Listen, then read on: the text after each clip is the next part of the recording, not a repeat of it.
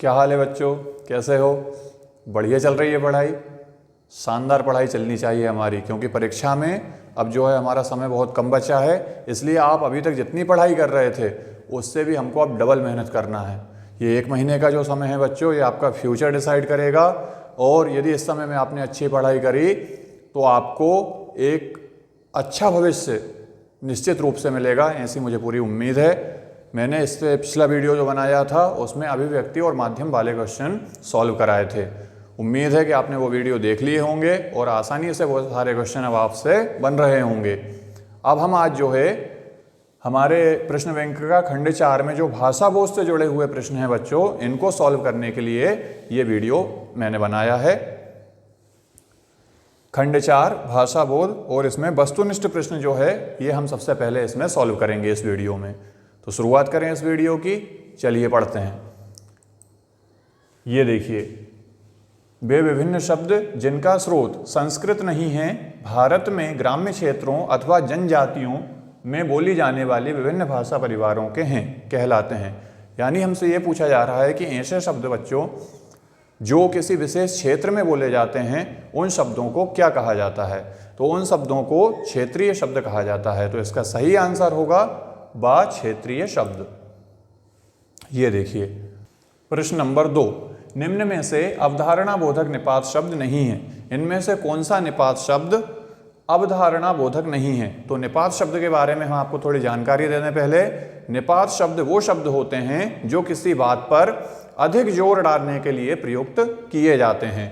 तो जो निपात शब्द हैं उनकी संख्या या उनके जो प्रकार हैं बच्चों वो 9 माने गए हैं। 9 प्रकार के निपात शब्द हमारी हिंदी में हमें देखने को मिलते हैं।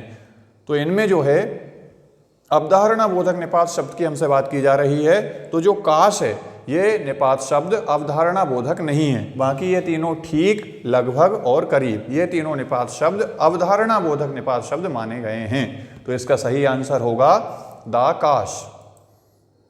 ये देखिए, अब हम बढ़ते हैं अपने अगले प्रश्न की ओर। अगले प्रश्न में हमसे पूछा है काश आज वर्षा होती। इस वाक्य में काश कौन सा निपात शब्द है? तो देखिए, काश के आगे ये जो साइन लगा है, जो चिन्ह लगा है, इसे विस्मय बोधक चिन्ह बोला जाता है।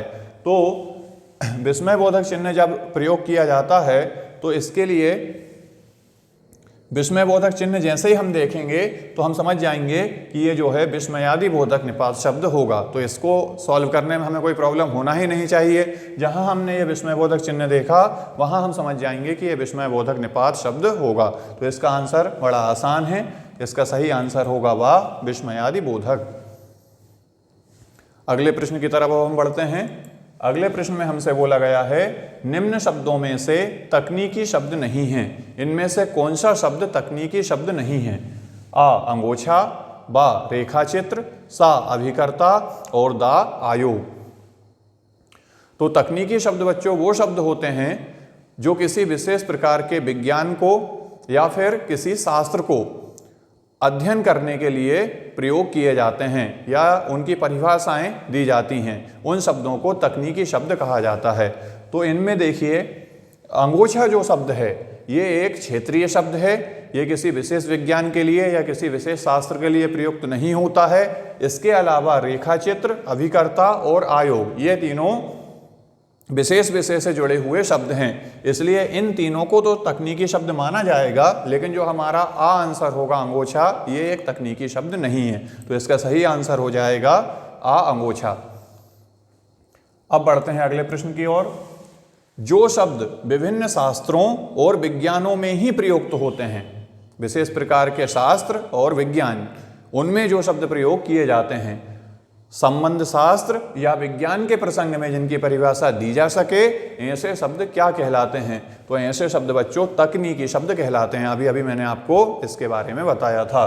तो इसका सही आंसर हो जाएगा वह तकनीकी शब्द। तो क्या याद रखेंगे आप? तकनीकी शब्द वो शब्द होते हैं जो किसी विशेष विज्ञान के लिए या किसी विशेष विषय या शास्त्र के लिए प्रयोग किए जाते हैं और उन्हीं विषयों में उनकी परिभाषाएं भी दी जाती हैं। तो ऐसे जो शब्द हैं उनको तकनीकी शब्द कहा जाता है।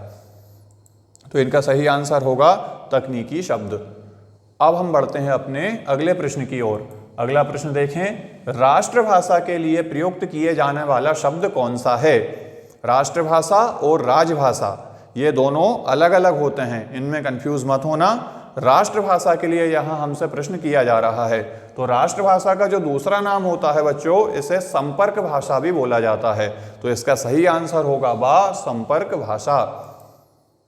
ये देखिए, अब अगला प्रश्न, प्रश्न नंबर 7, राजभाषा को अंग्रेजी में क्या कहा जाता है? अब क्वेश्चन राजभाषा पर है, ना कि राष्ट्रभाषा पर। तो जो राजभाषा होती है बच्चों, ये क्या होती है, पहले हम इसको थोड़ा समझ लें।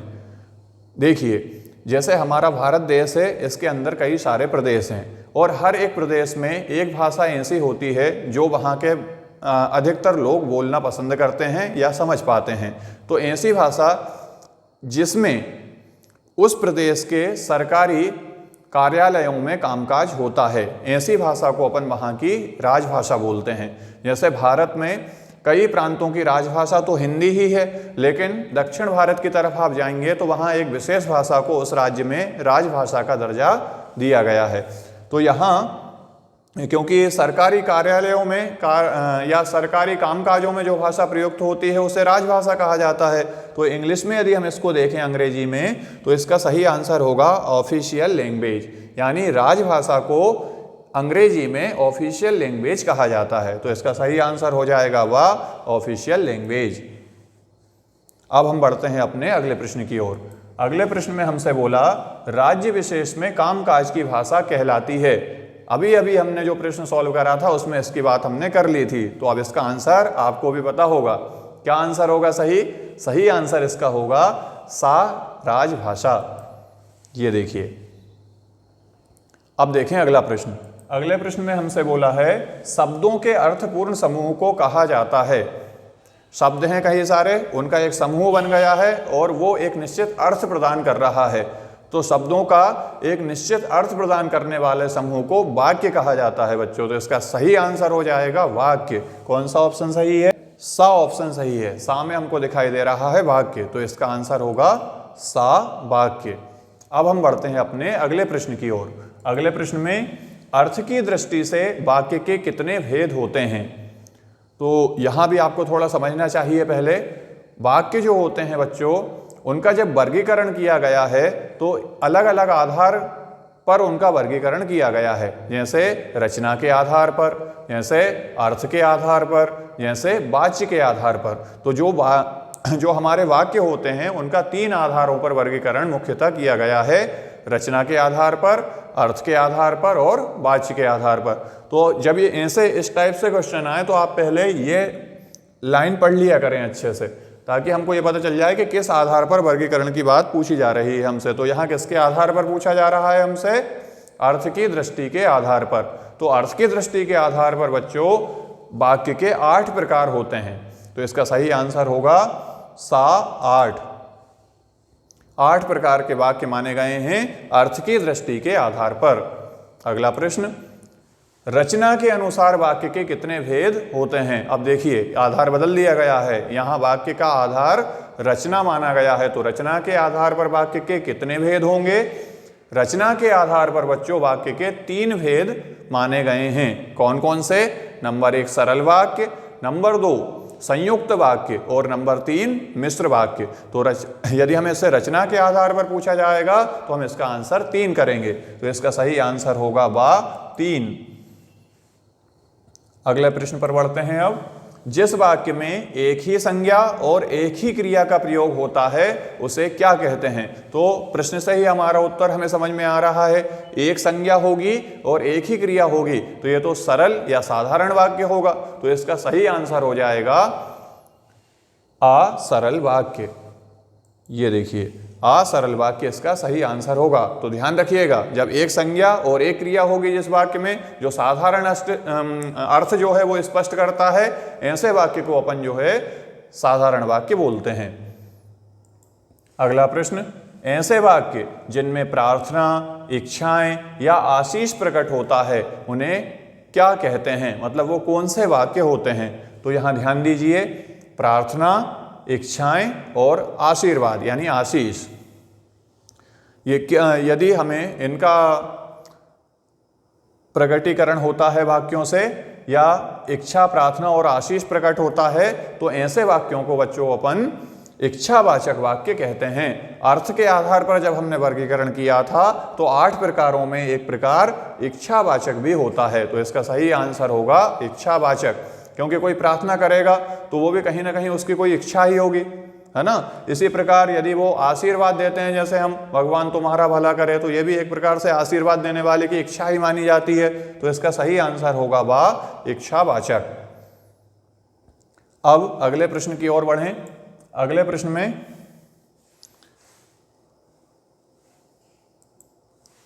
प्रश्न नंबर 14, मानव के विचारों को प्रकट करने वाला सार्थक शब्दों का व्यवस्थित समूह कहलाता है।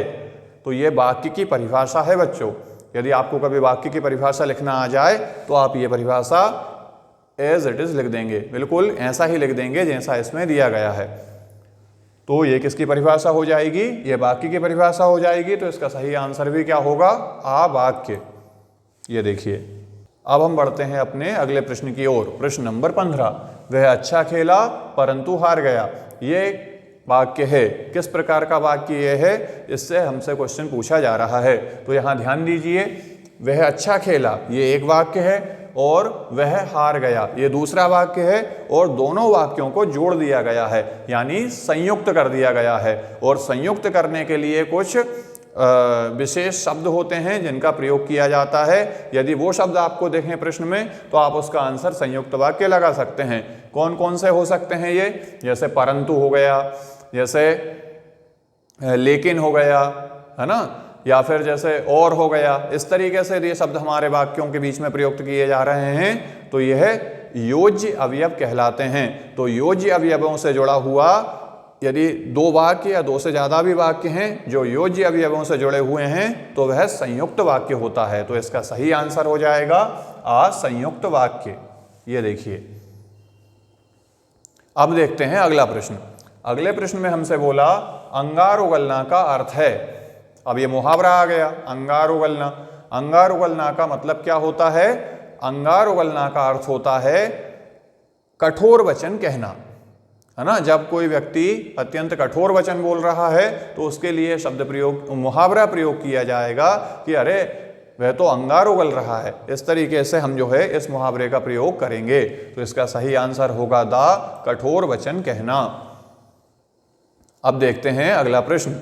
अगले प्रश्न में हमसे बोला गया है आंखों पर चर्बी छाना का अर्थ है। आंखों पर चर्बी छाना ये भी मुहावरा है, और इस मुहावरे का अर्थ होता है अभिमान करना या बहुत ज्यादा घमंड करना, है ना। तो इसका सही आंसर होगा अभिमान करना या फिर घमंड करना। कैसे हम इसका मुहावरे में प्रयोग कर सकते हैं? अरे उसकी तो बात ही मत करो, उसके तो हमेशा आंखों पर चर्बी छाई रहती है ना। इस तरीके से हम मुहावरे का वाक्य में प्रयोग कर सकते हैं। तो क्या समझ में आया कि अरे उससे बात मत करो, वो तो बहुत घमंडी है या वो तो बहुत अभिमान करता है। तो इसका सही आंसर हो जाएगा सा अभिमान करना। अगला प्रश्न, आंधी के आम का अर्थ है। आंधी के आम का अर्थ होता है सस्ती वस्तु। आंधी के आम को सस्ती वस्तु के साथ तुलना क्यों करी गई है? क्योंकि जैसे आम के पेड़ में आम लगे हैं और तेज आंधी चल जाए तो आम टूटकर नीचे जमीन पर गिर जाते हैं।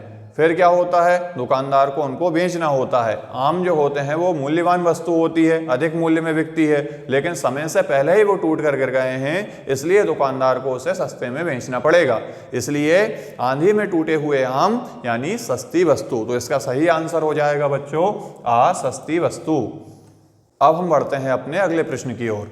अगले प्रश्न में हमसे बोला गया है मंत्र फूंकना का अर्थ है। मंत्र फूंकना, इस मुहावरे का क्या अर्थ होगा?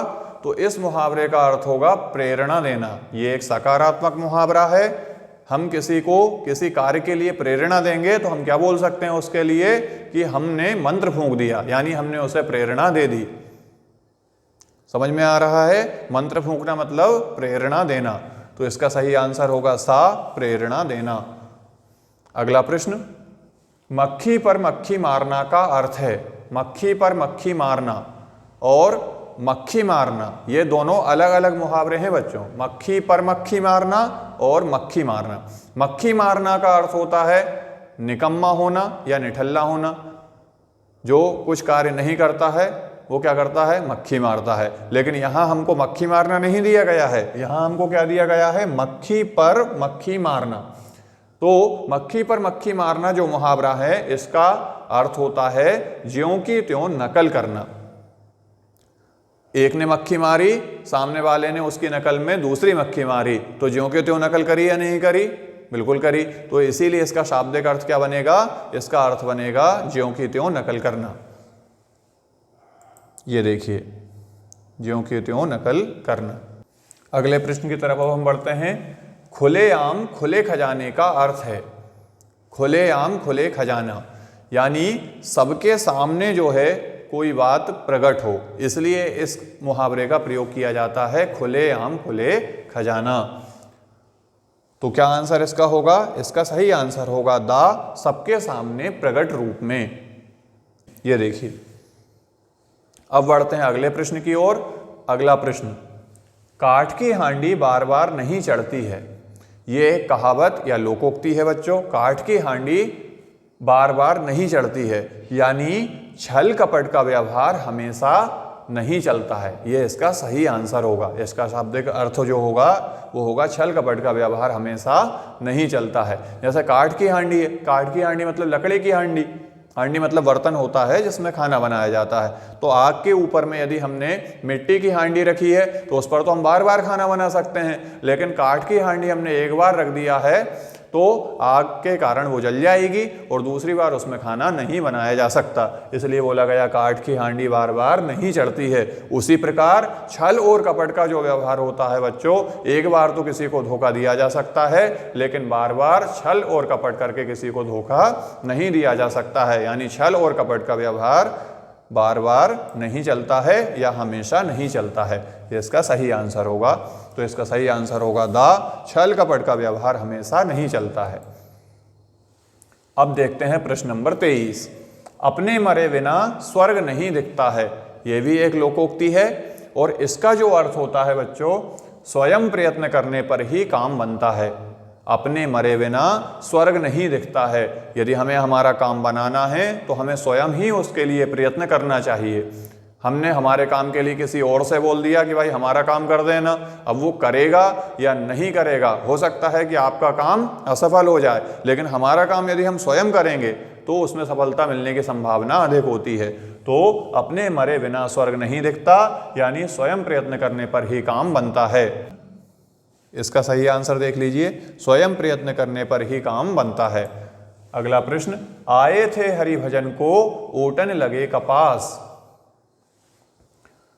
ये भी एक लोकोक्ति है और इस लोकोक्ति का मतलब क्या होता है वो अब हम समझते हैं। आए थे हरिभजन को मतलब हम यहाँ आए थे किस काम के लिए, भगवान का भजन करने के लिए, लेकिन ओटन लगे कपास, यहाँ आकर कपास का मतलब होता है बच्चों रुई, और रुई को जब ओटते हैं तो उससे धागा बनता है। मतलब हम एक दूसरे ही काम में लग गए, हम रुई का धागा बनाने के काम में लग गए जिस काम के लिए हम नहीं आए थे। हम तो भगवान का भजन करने के लिए आए थे। यानी किसी एक विशेष कार्य की उपेक्षा करके किसी दूसरे कार्य में लग जाना, ये इसका अर्थ होगा।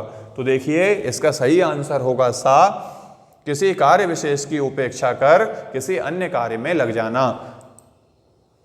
इसका सही आंसर होगा सा। ठीक है, समझ में आ गया। अब हम बढ़ते हैं अपने अगले प्रश्न की तरफ। ढाक के वही तीन पात होना का अर्थ होता है। ये लोकोक्ति का क्या मतलब है, ढाक के वही तीन पात? तो देखिए, जब हम किसी कार्य को बार बार करते हैं लेकिन परिणाम हमें उसी हर बार एक सा मिलता है तो वहां पर हम ये कहावत का प्रयोग कर सकते हैं। जैसे कोई किसी विशेष कार्य को कर रहा है, बार बार कर रहा है लेकिन वह उसमें सफल नहीं हो पा रहा है, तो वो बोलता है किसी दूसरे अपने दोस्त से कि यार मैं इस काम को बड़ी अच्छी तरीके से कर रहा हूँ, मैंने इस काम को एक बार किया, दो बार किया, तीन बार किया, लेकिन जो परिणाम आया वह वही ढाक का तीन पात रहा, है ना। यानी जो परिणाम आया वो सदा एक सा रहा। तो वहां पर अपन ये कहावत का प्रयोग कर सकते हैं। तो ढाक के वही तीन पात होना का अर्थ क्या है, सदा एक सा। तो इसका सही आंसर हो जाएगा वाह, सदा एक सा। खंड 4 जो भाषा बोध था, इसका हमने पहला पार्ट यहीं पूरा किया। सारे के सारे 25 वस्तुनिष्ठ प्रश्न जो थे इसमें, उनको अपन ने सॉल्व करा और बड़े आसानी से आप इन प्रश्नों को सॉल्व कर पाएंगे। एक बार ये वीडियो आप पूरा देखेंगे तो फिर जब कभी भी ये क्वेश्चन आपके सामने आएंगे, चाहे आप प्रैक्टिस कर रहे हो, चाहे आप जो है परीक्षा में इन प्रश्नों को सॉल्व कर रहे हो, मुझे पूरा विश्वास है कि आप इसके सही आंसर हर बार लगाएंगे। तो इसी तरह जो है आप पढ़ाई करते रहेंगे। समय हमारे पास बहुत कम बचा है, तो इस बात का जो है विशेष ध्यान दें कि कम से कम समय में हमको अब ज़्यादा से ज़्यादा मेहनत करनी है। इसलिए इधर उधर के काम सब छोड़ो और पुस्तकों से नाता जोड़ो। नेक्स्ट वीडियो में हम इसी का सेकंड पार्ट लेकर आएंगे, जिसमें रिक्त स्थान वाले प्रश्नों को अपन सॉल्व करेंगे। तो तब तक पढ़ते रहिए और आगे बढ़ते रहिए।